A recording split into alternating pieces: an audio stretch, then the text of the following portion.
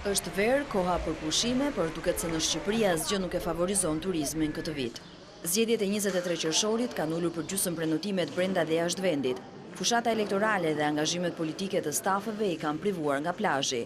Besnik Vathi, një nga operatorët turistik në vend, na tregon se javën e zgjedhjeve dhe 3 ditët në vijim, gjatë nxjerrjes së rezultatit, prenotimet për ture turistike kanë qenë pothuajse zero. Ka një ullje rreth 50% të lëvizjes pushuesve jashtë vendit për pushime. Po prill, maj, qershor është sezoni më i lartë për lëvizjen e turizmit kulturor drejt Shqipërisë. Në këto kushte, nëse kjo periudhë koincidon edhe me periudhë zgjedhjesh, goditja më e madhe që i bëhet turizmit kulturor.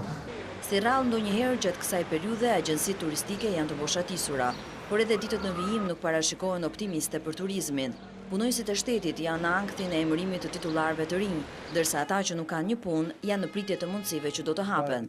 Përtej mungesës së pushimeve verore, kjo braktisje e turizmit përkthehet në miliona euro humbje për buxhetin e shtetit. Ndikimi është 7 deri në 10% më pak të ardhura në turizëm, flitet për 100 e ca milion euro, domethënë më pak, duke pas 1/4 e prodhimit përgjithshëm nga kjo industri. Është e mira që zgjedhjet mos bëhen në periudhën e verës. Faktor tjetër i frenimit të turizmit është edhe muaji i Ramazanit, që shtrihet deri në 10 e parë të gushtit, ku besimtarët nuk frekuentojnë plazhet. Turqia, destinacioni më i preferuar i shqiptarëve, nuk ofron stabilitet për shkak të protestave antiqeveritare. E përpos këtyre faktorëve dhe klimës politike në vend, as natyra nuk po e favorizon këtë verë.